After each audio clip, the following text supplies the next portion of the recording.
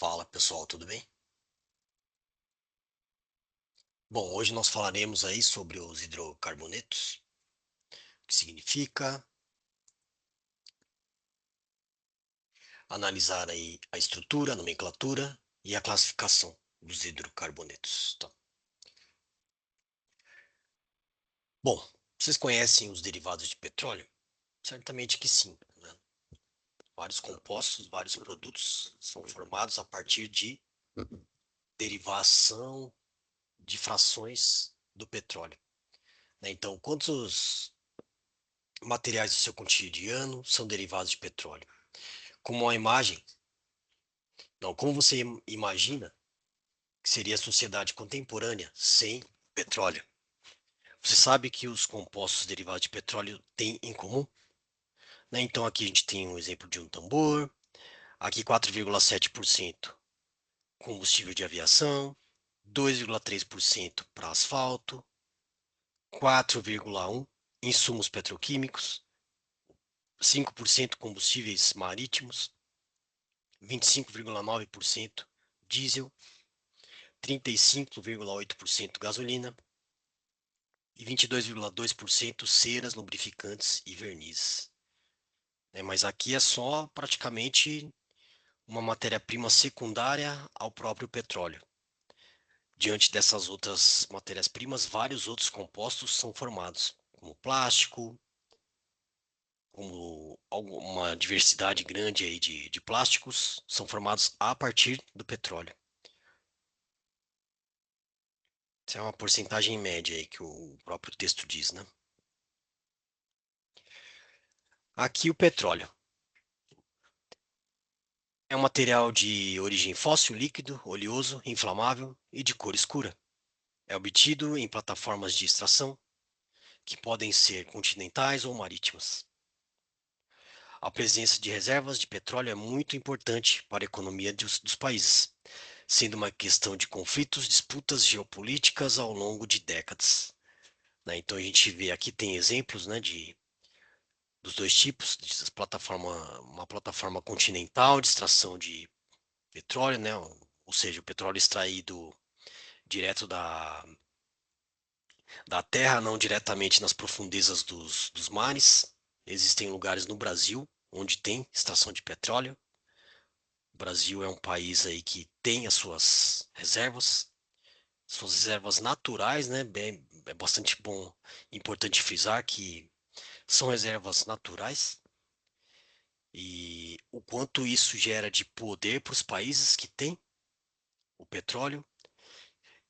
Também o tanto que isso gera de conflito, disputas, guerras, por conta desse produto, que é a base de praticamente toda a química orgânica é, usada para fins comerciais. Né? Não 100%, mas boa parte da química orgânica utilizada para fins comerciais, gasolina, petróleo, né? Aqui quando a gente viu as frações, mais plástico, todo produto ou subproduto derivado do petróleo é gerado através desse combustível, né, deste produto, que é o resultado de fossilização de animais, de minerais e outras substâncias. Né? O petróleo aí tem uma quantidade muito variada de substâncias orgânicas, enxofre e assim por diante. Aqui alguns recortes, né? Então, uma notícia aqui da CNN Brasil. A Ucrânia atingiu 12 refinarias de petróleo russas ao longo da guerra, diz uma fonte. Então, 12 refinarias, você acha? Aqui, a refinaria é o lugar onde o petróleo não é um lugar de extração. A refinaria não é um lugar de extração. A extração são as plataformas continentais ou marítimas. A refinaria é onde esse petróleo será colocado e passará por etapas de tratamento até que se obtenha os produtos finais ou secundários aí, derivados do petróleo. Tá? A guerra no Oriente Médio pode aumentar o petróleo e a inflação no Brasil. Né? Então, uma guerra lá no Oriente Médio, né? A guerra de Israel, pode afetar o preço do petróleo aqui no Brasil. Ah, professor, mas você não falou que tem petróleo aqui no Brasil? Sim, mas o petróleo ele tem quantidades variadas de carbonos, né, sequências variadas de carbono, dependendo do tipo de petróleo, da densidade, da quantidade de átomos de carbono presente na cadeia. Ele pode ser utilizado para uma finalidade A ou uma finalidade B. O petróleo brasileiro não é o ideal para produzir uma gama de produtos, mas é o ideal para a produção de outros. E ainda que a gente utilizasse 100% do petróleo que a gente consome, né, ou do que a gente produz, aliás, né, do que é extraído aqui no Brasil, ainda assim a gente ia sofrer com as consequências em outros países, porque hoje nós vivemos no mundo continental, né? Apesar de ter os continentes separados, mas a globalização, né, mundial, o que afeta a Europa, em algum momento chega aqui no Brasil, o que afeta o Oriente Médio, em algum momento chega aqui no Brasil, o que afeta os Estados Unidos, em algum momento chega aqui no Brasil, e o que afeta o Brasil, em algum momento, de certa forma, acaba afetando também outros países, porque o Brasil, apesar de não ser um país de primeiro mundo, ele tem produções, por exemplo, da linha agrícola, né, da linha pecuária, do ramo agrícola, ramo pecuário, de grandes proporções, exportação de soja, de milho, na exportação aí de gado, de aves, ovos, né? Então, apesar de não ser um país de primeiro mundo, ele é pioneiro em muitos desses segmentos. É o principal, um dos principais fornecedores. Em alguns deles é o principal, né? Então, tudo isso afeta o mercado mundial, né? Então, um problema, uma doença que no gado brasileiro afeta os outros países. Nas aves também. Na produção de soja, seca, falta de chuva, né? Ou chuva em excesso, prejudicando aí as grandes lavouras. O Brasil vai prejudicar outros países. E o mesmo acontece com o petróleo, que vem de outros países afetando a economia brasileira. Faz parte da globalização. Essequibo. O petróleo e os interesses dos Estados Unidos na disputa entre Venezuela e a Guiana. Então, a Venezuela tem o desejo aí de tomar a Guiana Francesa para si, uma colônia ali francesa. Por que será? Que está perto só porque está perto? Não. A Ucrânia que está sendo atacada por quê? Porque o russo se incomodou ali do território no ser dele, quando era na época da União Soviética, era tudo uma coisa só? Não. Tudo tem um interesse econômico e político por trás. Eu não quero comentar isso aqui, mas nada é por acaso, né? Nada é por acaso. Não é por acaso que a Venezuela quer tomar aí a Guiana para si. Não é por acaso a guerra da Ucrânia com a Rússia. Não é por acaso a guerra do Oriente Médio. E aqui uma pergunta, né? Como a variação do petróleo afeta o nosso cotidiano? A variação de preço do petróleo. Aqui eu comentei do porquê é afetado pela globalização e como afeta, deixando os produtos mais caros, né? Os combustíveis, eles são, é como se fosse um termômetro, né? O termômetro que a gente usa para medir a temperatura, o combustível é o termômetro para medir a variação da economia. Já parou para notar que quando aumenta o combustível, aumenta tudo? Quando tem um aumento aí nos combustíveis, o governo vem, anuncia, e aí pode ter certeza que tudo vai subir. Por quê? Porque os alimentos são transportados por caminhões, por trens, por navios, os produtos agrícolas, né? Então, os produtos de origem orgânica, né? Tudo é transportado por algum tipo de veículo que consome uma energia, né, proveniente do petróleo. E não só por isso, mas como o próprio combustível acaba sendo um termômetro mesmo para a mudança de preço, impactando até a nossa alimentação. Aqui o petróleo, né? Eu já tinha comentado que derivado da fossilização, né? Mas aqui o petróleo é uma mistura de compostos orgânicos classificados como hidrocarbonetos. E o que isso significa? Compostos basicamente formados por átomos de carbono e átomos de hidrogênio. Isso é um hidrocarboneto. O próprio nome ajuda, né, a responder essa questão. O que é um hidrocarboneto?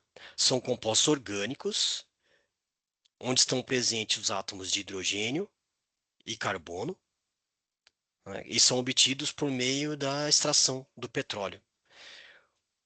Um dos meios aqui principais, né, ó, os hidrocarbonetos são obtidos por meio do petróleo de um método de separação denominados destilação fracionada. Então aqui eu comentei lá que de onde é extraído o petróleo, né? De fonte direto da terra ou de estações marítimas, né? Do fundo do mar. E depois o tratamento para obtenção dos produtos é chamado de refinaria. Nas refinarias aí o petróleo passa por um processo chamado de destilação, que significa o quê? Uma coluna, né? Com várias saídas. Então imagina aqui uma chaminé com várias saídas. Dentro dessa chaminé tem uns obstáculos para que o vapor gerado aqui saiam em temperaturas diferentes. Então aqui a gente tem a fornalha, aqui o petróleo cru passando pela fornalha, aí vem aqui para a coluna de destilação, né, de destilação fracionada. Por que que ela é chamada de destilação fracionada? Notem aqui que tem uns tubos, né, umas divisões aqui entre a coluna. É como se ela tivesse várias divisões, né? Fracionar. O que é fracionar? Ah, vamos fracionar aqui a minha caneta, uma maçã. Vamos cortar ela em algumas partes. Então a coluna aqui ela não é cortada, mas ela é dividida em várias partes. Então cada seta dessa daqui representa uma saída dessa coluna de destilação. E dependendo da altura que o material sai, né? Que são temperaturas variadas, mas dependendo da altura, a gente tem produtos diferentes. Então, aqui no topo da coluna, né, na fase vapor, aqui, fase líquida, nesse ponto aqui saem os gases, nesse ponto mais acima sai gasolina, um ponto aqui mais abaixo o querosene, um pouco mais para baixo os óleos leves e bem mais para baixo os óleos combustíveis, né? Então, tudo derivado de petróleo, eles são separados de acordo com a temperatura. Então aqui o óleo é aquecido a 400 graus, vai passar por uma coluna, nessa coluna aqui ela é refrigerada com água em volta. Tem as divisões aqui que fazem com que o vapor bata aqui no topo da divisão e volte, bate e volte, até que ele consiga. É como se fosse um labirinto aqui, tá vendo? Como se o vapor, né? Imagina a água na panela fervendo, e se ela estivesse fervendo nessa coluna, ela tentaria passar aqui por esse ponto, não vem, aí o vapor volta para a panela e passa aqui por um obstáculo, como um labirinto mesmo, até chegar na ponta de cima aqui. O que chega aqui em cima são os gases com uma temperatura menor, né? Então, aqui a gente começa com 400 graus, lá no topo pode estar na fase dos 100 graus, 90, né? Depende da forma aí que essa torre de destilação, né, trabalha. Aqui, uma torre de destilação a pressão atmosférica, né, na temperatura, na pressão que a gente está aqui respirando, né, o nível do mar, um ATM. E aqui, uma torre de destilação com vácuo, né? Então, se aplica a vácuo mesmo, né? Já viu quando a gente compra aqueles alimentos que estão bem, o plástico está bem colado ali, bem fixado no alimento, no produto? Aquilo ali é embalado a vácuo. Então, o que é embalar a vácuo? É tirar todo o ar que está presente e fica só o produto. Tem café que a gente compra assim, né? Vem na caixinha ali, bem compactado. Quando você abre, ele até faz um barulhinho, né? Como se estivesse soltando o ar, mas na verdade ele não está soltando, ele está puxando, porque foi embalado a vácuo, foi retirado todo o ar que havia ali. Aqui na coluna, a mesma coisa. O processo é o mesmo, temperatura de 400 graus, mas como ela trabalha no vácuo, aí saem outros produtos: óleo lubrificante leve, óleo lubrificante médio, óleo lubrificante pesado. Então aqui pega esses combustíveis aqui, óleos pesados, resíduos pesados, e ainda é feito um outro processo ali para separar, né? Óleos combustíveis, mas tem óleos leves, tem óleos pesados, um óleo para carro, por exemplo, né? Tem lá o óleo para com diferentes tipos de viscosidade, com diferentes tipos de resistência. Um dura 10 mil, o outro 5 mil quilômetros. Tudo isso derivado de petróleo e aqui classificados por essa parte: óleo lubrificante leve, médio e pesado. Aqui um detalhe, né? A destilação fracionada é uma importante etapa do refinamento de petróleo.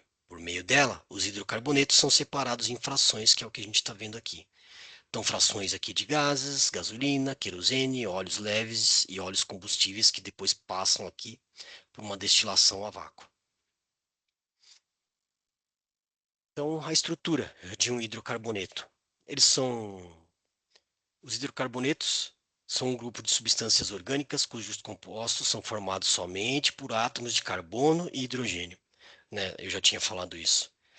Os hidrocarbonetos podem ser formados por cadeias carbônicas, alifáticas, alicíclicas, ramificadas ou aromáticas. Tudo isso aqui a gente já viu, né? Então, a cadeia carbônica alifática alifática ou alicíclica são as cadeias abertas, que é o que a gente está vendo aqui, ó. Essa é uma cadeia alifática, uma sequência de carbono, um carbono, dois, três, quatro. Esse composto aqui tem quatro carbonos, só ligação simples, ele é chamado de butano. Esse aqui é um dos componentes do GLP lá, né, do gás com efeito de petróleo. Essa substância aqui, ó, ela é uma substância alifática também, alicíclica porque não fecha um ciclo, e ramificada, porque eu tenho aqui carbonos, cada ponta dessa é um carbono, aqui eu tenho uma cadeia principal com alguma coisa pendurada, né? Essa estrutura aqui a gente chama de isopentano, né? Por quê? Tem uma ramificação aqui, que o nome dela acaba sendo iso, e o final pentano. Pente indica que eu tenho cinco carbonos, então um carbono, dois, três, quatro e aqui cinco. E o final ano indica que só tem ligações simples entre os carbonos, mas nós veremos isso aí com mais calma. Agora, essa cadeia aqui, ó, são compostos ligados entre si, né? Os compostos de carbono com seus hidrogênios em volta, é só uma estrutura plana, né? Que não aparecem ali os carbonos, é só assim, uma simbologia simplificada de uma estrutura de carbono. Então, o que que eu tenho aqui? Essa é uma cadeia cíclica, porque ela é fechada, os carbonos fecham o ciclo. Ela é insaturada, porque eu tenho dupla ligação, né? E o nome do composto aqui, ciclohexeno. Ciclo, porque está fechando o ciclo. Hex indica que são seis carbonos. E o final eno indica que em algum lugar existe uma dupla ligação, que é o que está aqui, ó. Nós veremos isso mais adiante. Essa outra estrutura aqui, ó, também é parecida com essa, né? Só que aqui a gente tem algumas duplas ligações que formam aí o que a gente chama de anel aromático, lembra? Um carbono ligado entre outro, uma hora por duas ligações, outra hora não, né? Para dar as quatro ligações ali para cada átomo de carbono. Tem um CH3 pendurado aqui, né? Deixa eu usar o pointer que fica mais fácil. Tem um CH3 pendurado aqui, que indica que isso é uma ramificação e a cadeia principal aqui é o anel benzênico. O nome dessa estrutura, metilbenzeno. Benzeno, porque essa estrutura aqui é um aromático chamado benzeno. E metil, porque tem um CH3 aqui, né? Um átomo de carbono numa estrutura, ele é chamado de met, e o final il, porque ele está com uma ramificação, né? Então, metilbenzeno é o nome dessa estrutura. 7 carbonos e 8 hidrogênios, contando aí o ciclo inteiro. Agora, o tipo de classificação, né, dos compostos orgânicos. Alcanos são compostos orgânicos formados apenas por ligações simples, né? Então, um alcano. Um alceno, em algum lugar aparece uma dupla ligação ou mais, né? Desde que seja só duplas ligações. Posso ter mais, aqui podia ter mais uma dupla aqui ou aqui, né? Ia continuar sendo um alceno. E alcino, compostos que contêm tripla ligação, né? Então a gente tem tripla aqui, podia ter mais uma tripla aqui. Ah, professor, poderia ter uma dupla e uma tripla no mesmo composto químico? Sim, poderia. E aí a gente chama de composto misto, né? Então, onde tem uma parte aí, uma banda é alceno e a outra banda é alcino. Compostos aromáticos. Os aromáticos aqui sempre tem um anel aromático aqui, chamado de benzeno, né? O grupo benzeno. E em volta do benzeno entra ali outros átomos de carbono que a gente chama de ramificações, tá bom?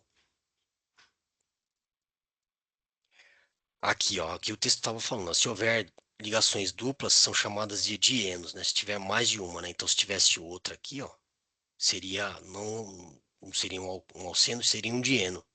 que significa a mesma coisa, significa que tem uma dupla, mais uma dupla ligação em algum lugar, tá bom? Aqui, como é que a gente dá nome para essas estruturas? Então, a gente sempre lembrando o que é uma cadeia carbônica, uma sequência de átomos de carbono. Se essa sequência não forma nenhuma figura geométrica, né, a gente diz que é uma cadeia aberta, alicíclica. Se ela é fechada, a gente chama ela de cíclica e tem uma forma para dar nome por isso. Se só tem ligações simples, né, recebe um nome. Se tem ligação dupla, recebe outro. E se tem ligação tripla, recebe um outro tipo de nome. Tá? Então, aqui, primeiro ponto. A gente começa a dar um nome para uma estrutura orgânica, contando quantos carbonos tem na cadeia principal, né? Então, a gente procura ali a cadeia principal. Ah, professor, o que é a cadeia principal? É onde eu consegui contar a maior quantidade de carbonos, né? Então, essa estrutura aqui, por exemplo, eu tenho um carbono, dois, três, quatro. Eu traço um traço aqui, ó, não pode ser. É que aqui não está na estrutura plana, né, na fórmula estrutural completa, mas eu não posso selecionar a cadeia principal fazendo vários ciclos, né? Então tem uma marcação principal. Essa aqui é a cadeia principal, e aí eu vou ter algo pendurado aqui que a gente chama de ramificação. Tá? Então a definição primeiro da cadeia principal, conta os carbonos da cadeia principal, e aí vem aqui para a nomenclatura. Então, se na minha sequência de carbonos eu tenho apenas um carbono, o início da nomenclatura é met. Se tenho dois carbonos, et. Se tem três, prop. 4 but, 5 pent e assim por diante. De acordo com a quantidade de carbonos na estrutura carbônica, o início, né, prefixo, tá até falando, ó, o prefixo recebe um nome. Já a parte final depende do tipo de ligação, né? Então, se eu tenho ligações simples, aqui não tá, deixa eu ver se tá. Não tá aparecendo aqui. Mas aqui, por exemplo, ó, se eu tenho uma ligação simples, o final para hidrocarbonetos, tá? Essa aqui é a nomenclatura de hidrocarbonetos. Não tá marcado aqui, eu vou ver se eu consigo marcar, tá, gente? Devia estar marcado isso aqui. Nem tudo é 100%, né? Esse material não foi eu que montei. Então aqui, se eu tenho o prefixo é met. O sufixo, o infixo aqui, se eu tenho só ligação simples, vai ser ano.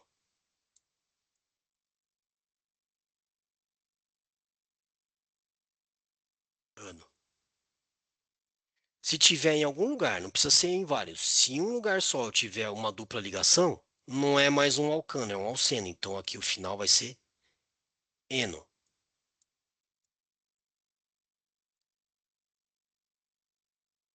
Eno. Aí a mesma coisa. Eu tenho a cadeia carbônica, sei lá, tem 5 carbonos e em algum lugar tem uma tripla ligação. Então o final desse hidrocarboneto vai receber o nome de ino. Então aqui, ó, digamos que tem um carbono aqui e um aqui, ó. 2 carbonos, et. Só ligação simples, ano. Então esse composto aqui chamaria etano. Agora aqui, ó. 2 carbonos também, prefixo et. Tem dupla ligação, final eno. Então esse composto aqui se chamaria eteno. Aqui, mesma coisa. 2 carbonos ligados por 3 ligações. O prefixo continua sendo et e o infixo aqui, ino. Então, o nome desse composto seria etino. Tá? E aqui, se eu tivesse aqui dupla ligação, então tem o composto aqui também e aqui também. 1, 2, 3 carbonos. O início do nome com 3 carbonos, prop. Tenho duas duplas ligações. Então o nome desse composto seria prop, mais o final de de eno. Aí aqui o outro, tá vendo? Seria propedieno. Propedieno, o nome desse composto aqui, com duas duplas ligações, tá? Aqui alguns exemplos, né? Então, CH4 aqui, né, metano, um carbono só. Aqui, propano, né? Então, 1, 2, 3 carbonos, prop, só ligação simples, final ano. Aqui a gente já viu, ó, dois átomos de carbono ligados entre si, dois carbonos et, dupla ligação eno. Então, pente 2-eno, né? Aqui é uma forma diferente de dar o nome, né? Está sendo muito utilizado, porque o 2 aqui é onde está a dupla ligação mesmo, né? Mas não esquentem a cabeça com isso agora, nós vamos ver isso com mais calma. Aqui é onde está a dupla ligação, no carbono 2 para os dois elementos, né? Mas e vai ficar mais claro aqui nesse de baixo. Então aqui, dois carbonos fazendo três ligações, et, né? Para dois carbonos, e ino porque tem tripla ligação. Agora esse composto aqui, ó, tem 1, 2, 3, 4, 5 ligações. Início do nome pente. O final ino, então pentino. Ah, professor, mas esse 2 aí, o 2 indica onde nós temos aí a dupla ligação. A tripla, aliás, né? Então, se eu contar aqui, ó, 1, 2, 3 carbonos, eu sempre começo a contar do lado mais próximo, onde está a dupla ou a tripla ligação, né? Então, 1, 2, 3 carbonos. Entre o carbono 2 e o carbono 3 tem uma tripla ligação. Então, esse 2 aqui, ó, indica onde começa a tripla ligação. Onde? No carbono 2. Aqui, por exemplo, ó, a gente conta 1, 2, 3, 4, 5 carbonos também. Ah, professor, mas aí não está no carbono 3? É, mas aí se eu contar ao contrário, ó, 1, 2. Tá vendo? Eu conto sempre onde está mais próximo a dupla ou a tripla ligação. Então aqui carbono 1, carbono 2. Aí o nome desse composto. Pente, porque são 5 carbonos. 2, porque tem uma dupla ligação aqui entre o carbono 2 e o 3. E eno, porque é uma dupla ligação. Tranquilo, né? Esse composto aqui, tá vendo? Pô, é só um quadrado, aí dá para dar nome disso? Dá para dar nome. Ciclo, porque é uma cadeia fechada, cíclica. But, porque cada ponta dessa daqui tem um carbono. Ano, porque eu não tenho nenhuma ligação dupla nem tripla, são só ligações simples. Então, ciclo, porque é fechado, but, porque são 4 carbonos, e ano, porque são ligações simples. O nome desse composto, ciclo butano. Já esse composto aqui de baixo, ó, ciclo propeno. Ciclo, porque é cadeia fechada, prop, porque são 3 carbonos, eno, porque em algum lugar tem dupla ligação. Tá bem simples aí, né, gente? É, só um minutinho, fiquei aqui, ó. Uau. Bom, aqui um exercício, né? Então, o nome aqui, associe corretamente os nomes aos hidrocarbonetos. Então, pentadieno, aqui, ó, pentadieno. Ciclohexano, final ano, é um alcano. Propino, é um alcino, porque tem tripla ligação. E buteno, é um alceno, porque tem dupla ligação. Qual é a alternativa aqui, ó? Então, é A, aqui 3, B, 1, C, 4, 3, 1, 4 e 2. Tá? Tá certo? Aqui, ó. Essa aqui. Tá certo. Tô fazendo mais rápido aí porque eu preciso encerrar a aula, tá bom? Bom, aqui a gente encerra por aqui. Falaremos aí sobre mais aqui o gás natural, o metano, né? Que é o CH4, um átomo de carbono e 4 de hidrogênio, forma um gás natural que a gente conhece. Aqui o gás de efeito de petróleo que eu tinha falado, propano e butano, prop 3 carbonos, but 4. Opa. Os alcenos, né, compostos aí que formam os plásticos. Os alcinos, que são utilizados aí, o mais conhecido é o acetileno, né, que são dois átomos de carbono. Aqui esse exercício a gente não vai fazer, gente, porque de fato eu tenho que encerrar aí, mas a gente continua esse conteúdo na próxima aula, tá bom? Espero que tenha ficado claro até aqui. Não é complicado, tem bastante detalhes, mas com os exercícios acaba ficando mais fácil aí o entendimento, tá bom? Então, Então a gente encerra por aqui. Até mais, gente.